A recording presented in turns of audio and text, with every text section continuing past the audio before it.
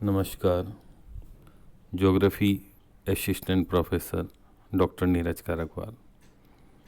आज हम भौतिक भूगोल के अंतर्गत पृथ्वी की आंतरिक संरचना के बारे में अध्ययन करेंगे। हमारे मन में सवाल आता है कि पृथ्वी के आंतरिक भाग में किस प्रकार के पदार्थ हैं और उनकी भौतिक तथा रासायनिक रचना किस प्रकार की है। क्या पृथ्वी के अंदर ठोस, द्रव या गैस अवस्था में है? तो इन सभी प्रश्नों के जो उत्तर हैं वो ही हम इस पाठ में खोजेंगे, जानेंगे कि पृथ्वी की आंतरिक संरचना कैसी है। अब ये ठीक है कि प्रत्यक्ष रूप से मनुष्य यानी कि अपनी आँखों से बहुत अधिक गहराई तक स्वयं जाकर नहीं देख सकता, लेकिन परोक्ष यानी कि अप्रत्यक्ष साधन है जिनके द्वारा पृथ्वी की आंतरिक संरचना के बारे में जानकारी प्राप्त होती है। सबसे पहले संक्षिप्त रूप में उनके बारे में ही जान लेते हैं कि सामान्यतः पृथ्वी को 4 संकेंद्रीय परतों यानी कोसेंट्रिक लेयर्स में बांटा जा सकता है। सबसे ऊपर की परत है भूपृष्ठ, भूपटल भी कहते हैं, भूपर्पटी भी कहा जाता है। ये क्रस्ट जिसके ऊपर की हम रहते हैं।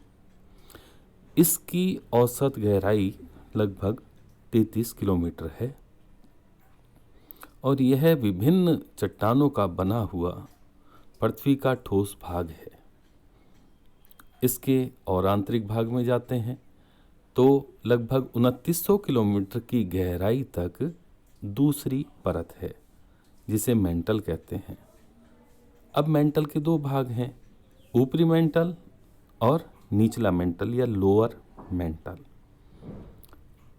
और इस ऊपरी मेंटल के ऊपर का जो भाग है ये कहलाता है एस्थेनोस्फीयर, लगभग 400 किलोमीटर की गहराई तक।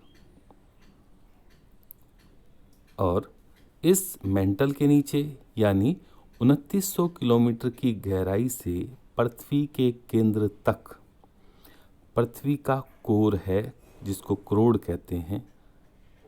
और इस प्रकार से पृथ्वी के ये अलग अलग भाग हैं, यानी कि पृथ्वी इस प्रकार से जैसा कि चित्र में दिखाया गया है यह कोसेंट्रिक लेयर्स के अंदर बनी हुई है, ऐसा माना जाता है। अब पृथ्वी के आंतरिक भाग का ज्ञान प्राप्त करने के लिए कई साधन हैं। अब इनमें से कुछ प्राकृतिक हैं, कुछ अप्राकृतिक हैं। उन्हीं के बारे में हम बात करते हैं। पहला तो है घनत्व। तो पृथ्वी का जो घनत्व है, औसत घनत्व इसका है 5.5 ग्राम पर सेंटीमीटर क्यूब।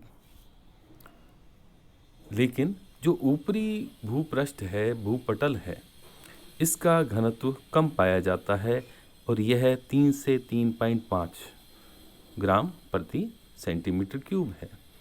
इसका मतलब ये हुआ कि पृथ्वी का आंतरिक भाग अधिक घनत्व वाला है, यानी कि वहाँ पर अधिक घनत्व वाली चट्टानें पाई जाती हैं। साथ साथ के अंदर ऊपर से जो दबाव लगता है ऐसा माना जाता है, उसके कारण से भी पृथ्वी के आंतरिक भाग के अंदर जो शैल हैं उनका घनत्व बढ़ जाता है। और तापमान तो आंतरिक भाग में अधिक होता ही है। उसका क्यों पता लगता है, कैसे पता लगता है? जो ज्वालामुखी उद्गार होते हैं उनसे जो लावा निकलता है वो काफ़ी गर्म होता है, अत्यधिक तापमान वाला होता है, जो कि हमें इस बात को समझाने के लिए कि पृथ्वी का आंतरिक भाग काफ़ी गर्म अवस्था में है। बल्कि अनेक स्थान पर जो मैग्मा भंडार है, मैग्मा चैम्बर हैं, जहाँ से कि ये मैग्मा ऊपर की तरफ आता है लावा के रूप में, जब ज्वालामुखी क्रिया होती है तो उसके रूप में प्रकट होता है। लेकिन इन सब बातों से सीमित जानकारी मिलती है। सबसे अधिक और विस्तृत जानकारी, वैज्ञानिक जानकारी भूकंप विज्ञान के द्वारा मिलती है। भूकंप विज्ञान यानी सिस्मोलॉजी। अब भूकंप विज्ञान से ये पता लगाते हैं कि जो विभिन्न प्रकार की भूकंपीय तरंगे हैं उनका किस प्रकार का मार्ग है, उनका वेग किस प्रकार का है और किस प्रकार से उनमें विचलन होता है। तो सभी हम जानते हैं कि जो भूकंपीय तरंगे हैं इनको 3 भागों में बांटकर अध्ययन किया जाता है। पी तरंगे, एस तरंगे, एल तरंगे। पी तरंगे वो होती हैं जो कि प्राइमरी वेव्स कहलाती हैं, प्राथमिक तरंगे कहलाती हैं, और ये ध्वनि की भांति आगे की ओर बढ़ती हैं, जैसा कि हम इस चित्र में देखते हैं।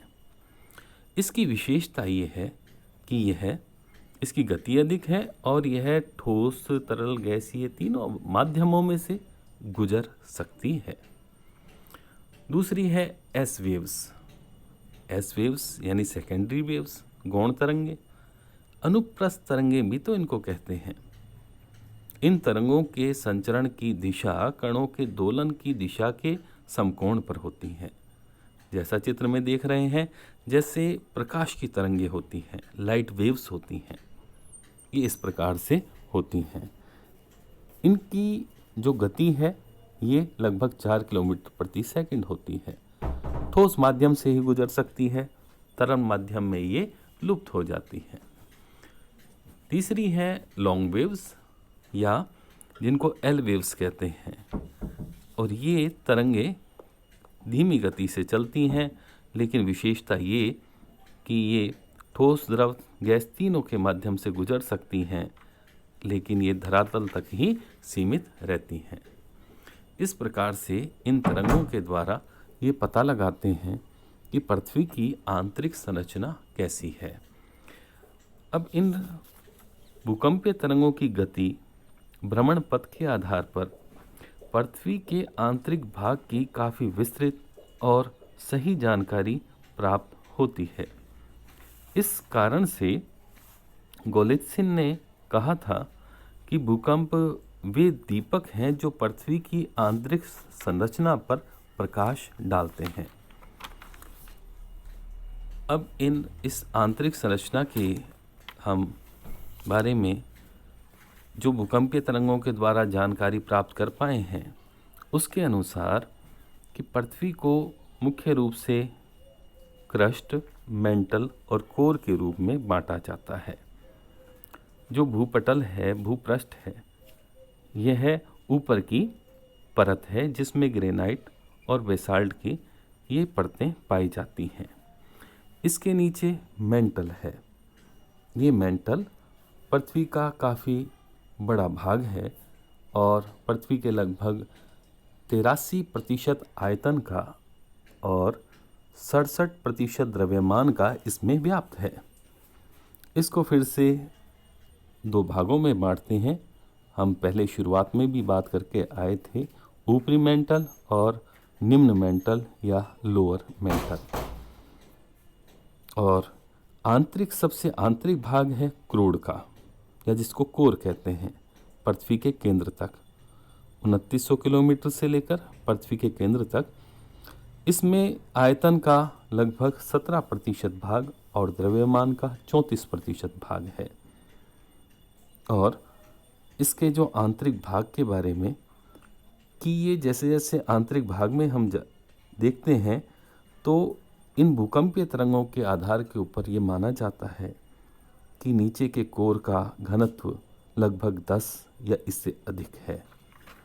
इस प्रकार से भूकंपीय तरंगों के माध्यम से वैज्ञानिकों ने भूपृष्ठ से लेकर केंद्र तक के बारे में हमें ये समझाया है कि इसकी कितनी कितनी कहाँ पर घनत्व मिलता है, कौन सी चट्टानें मिलती हैं, उनकी अवस्थाएं क्या हैं। तो इस प्रकार से आज हमने इस पृथ्वी की आंतरिक संरचना के बारे में जानकारी प्राप्त की है। धन्यवाद।